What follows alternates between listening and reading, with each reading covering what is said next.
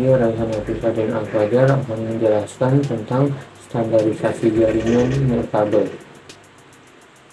Yang pertama, IEE 802.11 legasi, yaitu standar jaringan nirkabel pertama yang bekerja pada frekuensi 2, GHz dengan kecepatan transfer data maksimum 2 Mbps. Yang kedua, IEE 802.11b, yaitu standar jaringan nirkabel yang masih menggunakan frekuensi 2,4 GHz dengan kecepatan transfer datanya mencapai 11 Mbps dan jangkauan sinyal sampai dengan 30 meter. Yang ketiga, IEE 802.11a, yaitu standar jaringan nirkabel yang bekerja pada frekuensi 5 GHz dengan kecepatan transfer datanya mencapai 58 Mbps. Yang keempat, IEE 802.11g, yaitu standar jaringan nirkabel yang merupakan gabungan dari standar 802.11b yang menggunakan frekuensi 2,4 GHz, namun kecepatan transfer datanya bisa mencapai 50 Mbps. Yang kelima, IEE 802.11n, yaitu standar jaringan nirkabel masa depan yang bekerja pada frekuensi 2,4 GHz dan dikabarkan kecepatan transfer datanya mencapai 100-200 Mbps.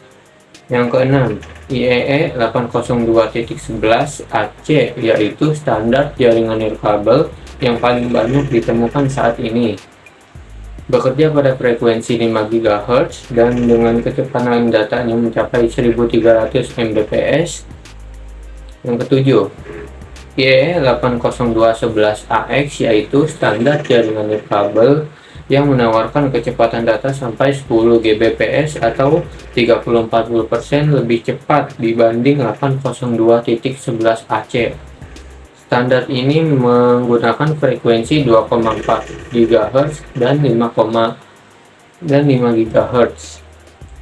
Yang kedelapan, IEE 802.11, yaitu standar jaringan nirkabel yang mampu mencapai 40 Gbps lebih cepat dibandingkan dengan 802.11ax.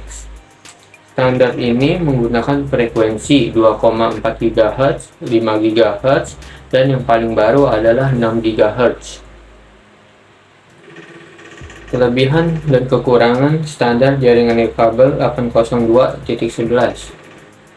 Yang pertama, kelebihan. A. Mobilitas. B. Sesuai dengan jaringan IP. C. Konektivitas data dengan kecepatan tinggi. D. Frekuensi yang tidak terlisensi. E. Aspek keamanan yang tinggi. F. Instalasi mudah dan cepat. G. Tidak rumit. H. Sangat murah. Kekurangan dari standar jaringan nirkabel 802.11 antara lain: yang A, bandwidth yang terbatas karena dibagi-bagi berdasarkan spektrum RF untuk teknologi-teknologi lain. Yang B, kanal non-overlap yang terbatas. Yang C, efek multipath. Yang D, interferensi dengan pita frekuensi 2, GHz dan 5 GHz. Yang E, cost yang terbatas. F, power control. G, protokol Mach high overhead.